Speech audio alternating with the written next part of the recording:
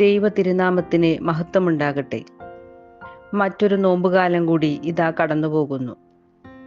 ഈ അവസരത്തിൽ നാം എന്തിനാണ് നോമ്പ് അനുഷ്ഠിക്കുന്നത് എന്നതിനെക്കുറിച്ച് ചിന്തിക്കുന്നത് നന്നായിരിക്കും. ദൈവത്തിങ്കിലേക്ക് പറന്നുയരുന്നതിനുള്ള 2 ചിറകുകളാണ് നോമ്പും ഉപവാസവും. യഹോവയെ കാത്തിരിക്കുന്നവരോ അവർ ശക്തിയെ പുതുക്കും, കഴുകന്മാരെ പോലെ ചിറകടിച്ച് പറന്നുയരും. ആത്മീയ ജീവിതത്തിന്റെ ശക്തി പുതുക്കുവാൻ നോമ്പും ഉപവാസവും നമ്മെ സഹായിക്കും. മരം ഇല പൊഴിക്കുന്നത് പോലെ ഒരു പുതുക്കം പ്രാപിക്കലാണ് നോമ്പിലൂടെ നമുക്ക് ലഭിക്കുന്നത്.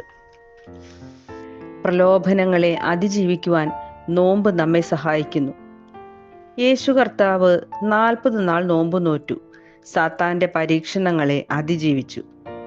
ജീവിതത്തിന്റെ പ്രതിസന്ധി ഘട്ടങ്ങളിൽ വിശ്വാസത്തിൽ ഉറച്ചു നിൽക്കാൻ നോമ്പും പ്രാർത്ഥനയും നമ്മെ സഹായിക്കുന്നു. നാം നേരിടുന്നതും കടന്നു പോകുന്നതുമായ സാഹചര്യങ്ങളെല്ലാം ദൈവത്തോട് അധികം അടുക്കുവാനുള്ളൊരു കാരണമാണെന്ന് നമുക്ക് തിരിച്ചറിയാൻ കഴിയണം. ദൈവത്തിന്റെ വിശ്വസ്തനായ ദാസൻ ഇയ്യോബിനെ നമുക്ക് ഓർക്കാം.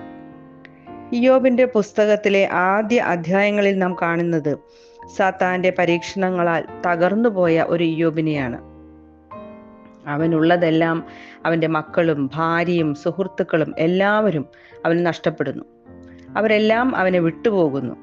അവന്റെ സമ്പത്ത് നശിച്ചു പോകുന്നു.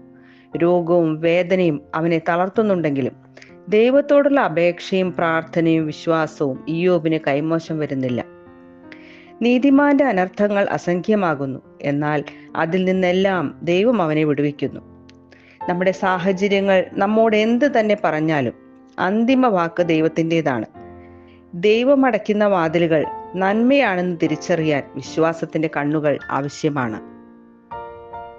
നിന്റെ മുൻപിൽ അടയ്ക്കപ്പെട്ട ഓരോ വാതിലും ആത്മാവിൽ ദൈവത്തിങ്കിലേക്ക് തുറന്നിരിക്കുന്ന അനുഗ്രഹ കവാടങ്ങളാണെന്ന് തിരിച്ചറിയുന്ന ദൃഢവിശ്വാസം നമ്മിൽ ഉണ്ടാവണം. ഈ ആത്മീയ ശക്തി, പുതുക്കം ഇത് നോമ്പാലും ഉപവാസത്താലും അല്ലാതെ പ്രാപിക്കാൻ കഴിയുകയില്ല. ഇയ്യോബിന്റെ നഷ്ടങ്ങളെല്ലാം ലാഭങ്ങളാക്കി മാറ്റിയ ദൈവം അവനെ ഉപേക്ഷിച്ചവരുടെ മുൻപിൽ അവനെ ആദ്യമുണ്ടായിരുന്നതിലും അധികം സൗഭാഗ്യങ്ങളോടെ ജീവിപ്പിച്ചു. ഭയപ്പെടേണ്ട, ഞാൻ നിന്നോട് കൂടെയുണ്ട്. നീ ഭ്രമിച്ചു നോക്കേണ്ട, ഞാൻ നിന്റെ ദൈവം.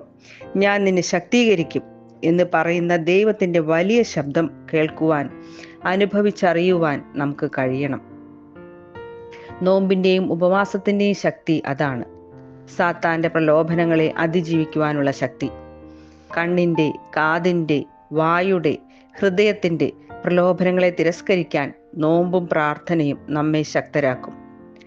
ഇസഹാക്കിനെ ബലി കഴിക്കാൻ ദൈവം അബ്രഹാം പിതാവിനോട് പറഞ്ഞപ്പോൾ അക്കാര്യത്തിൽ അബ്രഹാമിന് എന്തെങ്കിലും സംശയം തോന്നിയതായി ബൈബിളിൽ എവിടെയും നാം വായിക്കുന്നില്ല. ആ പ്രതിസന്ധി ആരോടെങ്കിലും അബ്രഹാം പങ്കുവച്ചതായും നാം വായിക്കുന്നില്ല. പിതാവായ ദൈവത്തിൽ അവൻ ഉറച്ചു വിശ്വസിച്ചു. അവന്റെ വിശ്വാസത്തിൽ ഒരു ഭംഗവും സംഭവിച്ചില്ല. ഒരു പോറലുമേൽക്കാതെ ദൈവം അബ്രഹാമിന്റെ പൈതലിനെ പരിപാലിച്ചു. ഈ വിശ്വാസ ദൃഢതയാണ് നോമ്പിലൂടെയും ഉപവാസത്തിലൂടെയും നാം ആർജിക്കേണ്ടത്. ദൈവത്തിന് പ്രീതികരമായ വിധത്തിൽ നോമ്പ് നോൽക്കുമ്പോൾ ഹാബേലിന്റെ ബലി കൈക്കൊണ്ടതുപോലെ നമ്മുടെ നോമ്പും നമസ്കാരവും ദൈവം കൈക്കൊള്ളും. നീതിമാന്മാരുടെയും പുണ്യവാന്മാരുടെയും നോമ്പിനെ കൈക്കൊണ്ടെന്ന മിശിഹാ തമ്പുരാനെ എന്ന് നമ്മൾ പ്രാർത്ഥനയിൽ ചൊല്ലുന്നത് പോലെ കണ്ണുനീരോടെയുള്ള നമ്മുടെ അപേക്ഷകൾക്ക് മുൻപിൽ ശിക്ഷയുടെയും മരിച്ചത്തിന്റെയും വാതിലുകൾ മാഞ്ഞുപോകും. പ്രലോഭനങ്ങളിൽ അകപ്പെടാതെ വിശ്വാസത്തിൽ ഉറപ്പുള്ളവരായി ദൈവത്തിന്റെ വാഗ്ദാനങ്ങളിൽ ഉറപ്പുള്ളവരായിരിക്കാൻ ഈ നോമ്പുകാലം നമ്മെ പ്രാപ്തരാക്കട്ടെ എന്ന് പ്രാർത്ഥിക്കുന്നു. ദൈവം നമ്മെ അനുഗ്രഹിക്കട്ടെ. ആമീൻ.